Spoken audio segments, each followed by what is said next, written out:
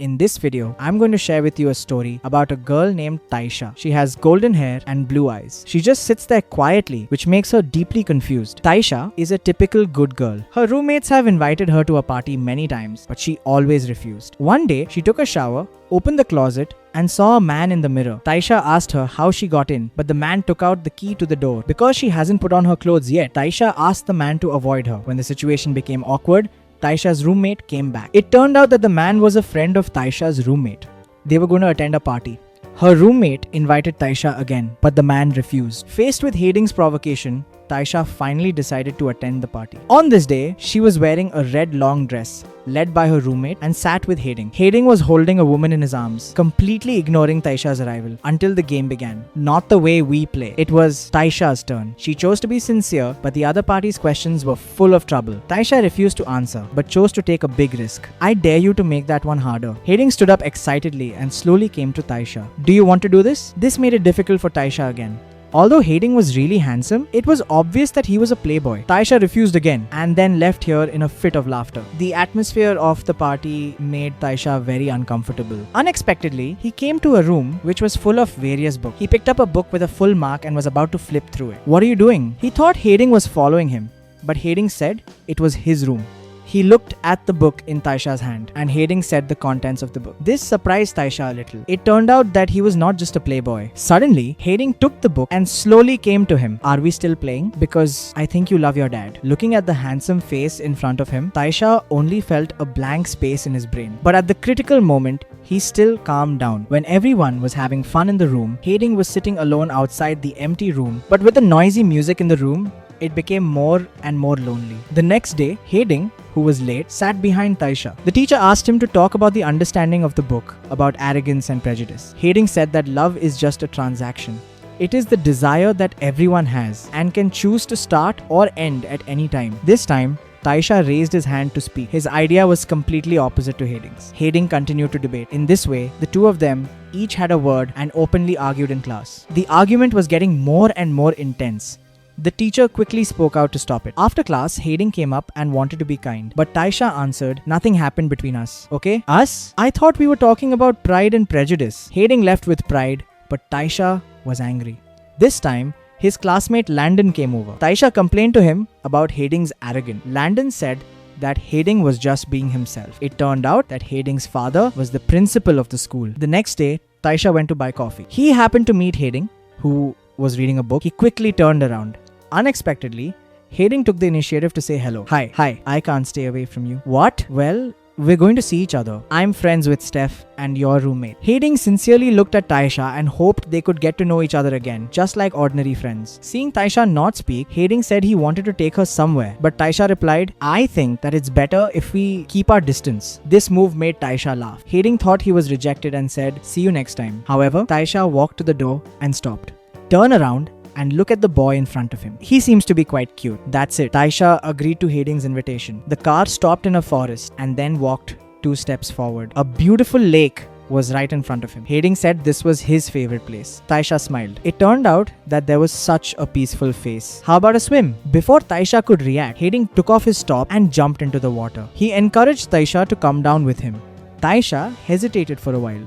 Looking at Hayding's looking eyes, she couldn't help but refuse. They were in the middle of the lake. Suddenly, Taisha asked, who do you love the most in the world? Easy, myself. After a few days of getting along, Taisha's feelings for Hayding gradually increased. During dinner that day, Taisha asked about Hayding's family.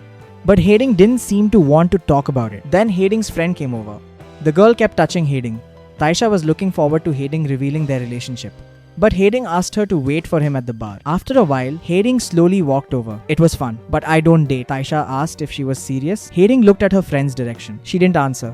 However, after Taisha left angrily, she couldn't help but be sad. Taisha was heartbroken by Hayding. She began to learn how to put on makeup to divert attention. But it didn't work. She always saw Hayding in her dream.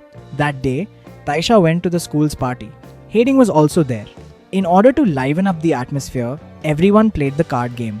When it was Taisha's turn, the man deliberately blew off the card. Hayding, who was far away, looked into her eyes. Seeing that the man didn't forgive him, Hayding finally couldn't help it. She was angry and fought with the man.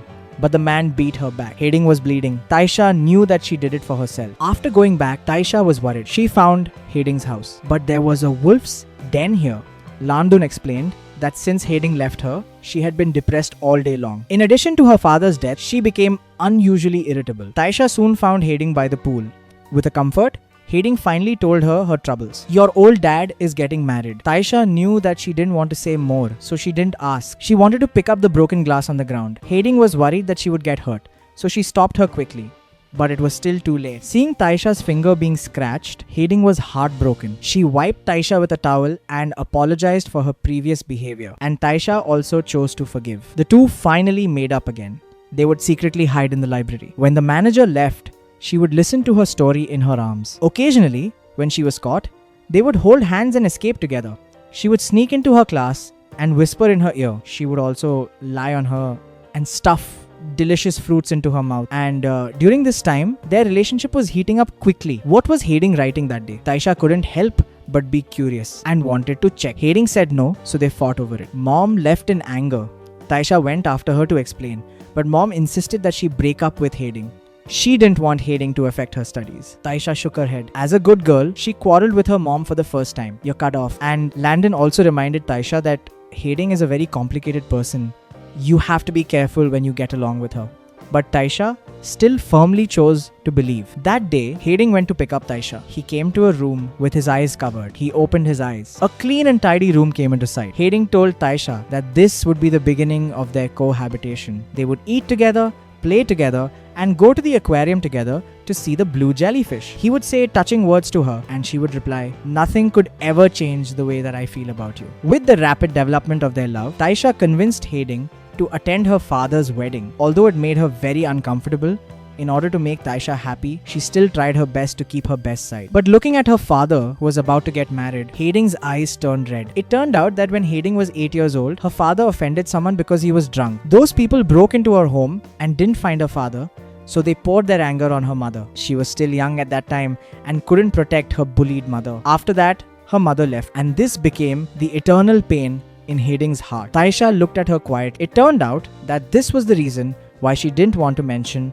her family. No wonder in the class that day she was so indifferent to love. Under the appearance of that star, there was such a lonely heart. However, what Taisha didn't know was that because of her appearance, this heart had become warm again. That day, Taisha was reading on the sofa, but Hayding's phone kept ringing. She picked up her phone and checked it. It was full of ambiguous messages. Through the content of the message, Hayding seemed to hide something from herself. At this time, Hayding walked over. Taisha asked her what she was hiding, but Hayding told her. Hayding walked out of the house and only left Taisha standing there. No matter how much you believe it, you can see such a message. Who can stay calm? Taisha was sitting at home, looking at her phone from time to time. Finally, she still found the bar. At first glance, Taisha saw Jasmine, who sent a message to Hayding. She knew that Jasmine liked Hayding, so she stared at Jasmine's eyes and said, "I've been living in Hardin off campus." Yeah. At this time, Hayding walked over. Taisha asked her what was going on with Jasmine. Hayding explained that it was just a message and couldn't explain anything. After saying that, she anxiously wanted to take Taisha away. But at this time, Jasmine showed Taisha a video. "I like this person. You don't think I can make it happen?" Taisha's eyes were red and her ears were ringing all the time. All the explanations seemed to be in vain. It turned out that all this was fake. Taisha turned to Hayding. She never thought his face was so strange. In the midst of all this, Taisha sadly turned around and ran away. Hayding chased after her to explain, but Taisha told her, No, I thought you were just a liar. That was all before." "Before what?" "Before I snapped your fingers and turned it off. You said nothing could change the way you felt about it. Then I guess we're both liars." Taisha ran into the rain without looking back, just like their feelings. They seemed to be getting farther and farther away. Hayding only felt a little pain in her heart. She lost the most precious thing. Taisha rushed home that night. When he saw his mother, he rushed into her arms. Like a wounded deer,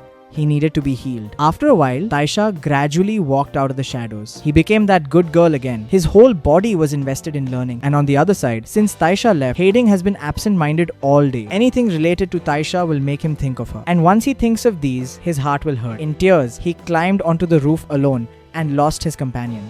Graduation season was around the corner. Taisha was about to leave after the party, but the tutor called him alone. This is what Hayding turned in. I think it was actually written more for you than it was for me. Taisha opened the file bag.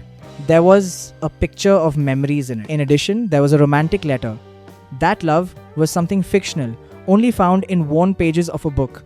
But that has all changed since I met my Elizabeth Pennyworth. I never thought I would find myself completely and utterly consumed by another until she took my hand and led me out of the darkness and showed me that whatever our souls are made of, hers and mine are the same. I'm sorry, please forgive me. You once asked who I loved most in this world. It's you.